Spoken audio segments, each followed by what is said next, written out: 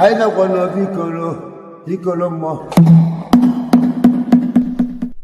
to another Women and series with Insetobo Yagazie. Eventually made this video is a go offer for my viewers of our awful abaga awful the first million zo emana awful ndosha na awful ndi Igbo abụrụ New Year generally worldwide starts January, but I say number na so no man egbu ikile obulu ofu ndeba anyị nwekwa awful nke ha millions ezo na planting season abago planting season anyị ebidogo anyị abaga awful look I want ndị Igbo so oge aka nchọrọ iji wee mee ego kpelu ọnụwa those who are seriously following me on this page because your growth is actually my growth. Your growth is actually what? My growth. You are watching these videos to learn some certain things that will help you solve your life's problem.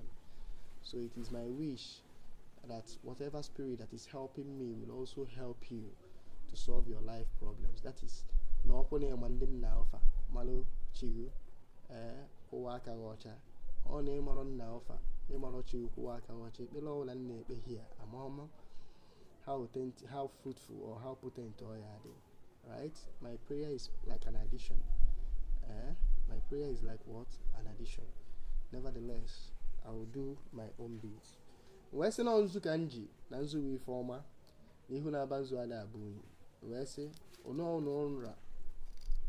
we na ege m na this YouTube we na follow m seriously we na anu onu na agba mbọ. Wese na Yagazie onu. Sino ya chake ise sino ya Yagazie onu ise umgbo n'ihu n'unye ebute mma umgbo n'akụkụ unye ebute mma umgbo n'azụ n'unye ebute mma ise o n'unye akali egbe mbulu ise sino unye achawa ofo n'unye achawa ofo ugo chala acha dị chukwu na-echu ise sino unye adịku nzu n'unye ada aba nzu n'unye aya abụ unye ofo wesi no uso kanji wesi na arụ anụ unu yeso ise wesi na arụ anụ unu yeso ise ebe unu na-eme na nke unu na-eme na agụwa ndị sonu na ya aga enu na ndị sonu ọfọ agụwa ndị so eme odogwu ya aga enu n'ife eji eme odogwu ọfọ wesi na unu yeso ise si na ya dụrụ na mma na eke dụrụ unu yeso na eke soro na oye soro na afọ soro na nkwọ ise agụọ na eke unu yesoyi ise agụọ na oye unu yesoyi ise agụọ na afọ unu yesoyi ise agụọ na nkwọ unu yesoyi ise wesi na edo lefa isi na oye edolo unu ise si na oye edolo unu na-eke dolo unu oye dolo unu na afọ dolo unu na nkwọ ise ebe unu na-azụ afịa oye edolo unu ise ebe ndị na-agụ akwụkwọ oye edolo unu ebe unu na-agụ akwụkwọ ise ndị na-alụ ọrụ oye edolo unu n'ebe unu na-alụ ọrụ ise nke ọnụ onye na-emewe ezigbo ife isi na oye edolie ise na ngwa onye ji ekowe ezigbo ngụ na ọya akwanahụ ya ise wee sị na ọya edolu ndị nụọ na di ndị nụọ na nwaanyị ọnụ ndị na-achọ nwa sị na ha ọya edolu fa na ha ya afụ nwa ndị na-achọ arụ ike na ọya edolu fa na ha ya emego na ha ya afụ arụ ike ise wee kpọkọ oru mmadụ ndị na-awara ọjị ndị na-atụrụ nzu ndị na-egburu ife mme wee sị ka unu bịa n'ụlọ olu m ka unu mezuo olu ndị na-eso m ndị ji obi ọcha wee na-eso m ndị ji obi ọcha wee na-ege m wee sị na ọya edolu fa ise wee sị na mmiri dị efe a na esibe na mmiri esibe na mmiri onwe nke anyị esibe anyị akpọ mmiri asaba na mmiri nsị na esibe achọghị ikwu okwu nduzi na anyị unyi eso na onye adụ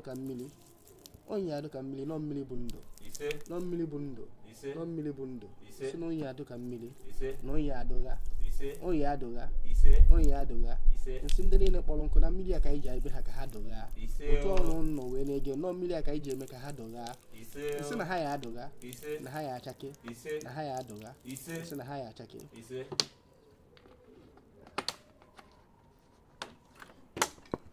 wee kwuo na ha ya agbọ na ha ya afịọ na ha ya azụ na ha ya agbọ na ha ya afịọ na ha ya agbọ ka mmanya otu mmanya si wee gbọ ka onye esi wee gbọ otu o si wee zụ ka onye esi wee zụ otu anyị kwulie ka ọ ya adụ onye afịọ na-eke fịọ n'oye fịọ na afọ fịọ na nkwọ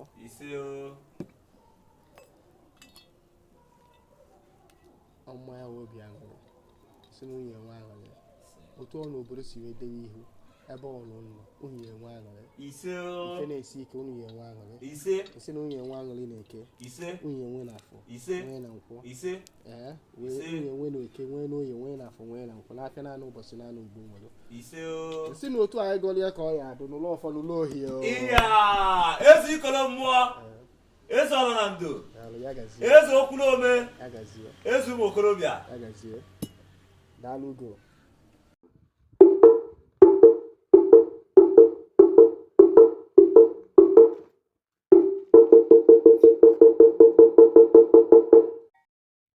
Thank you for watching this video.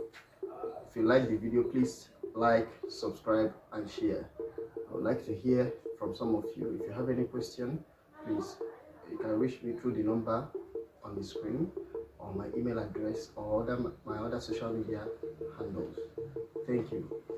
Thank you.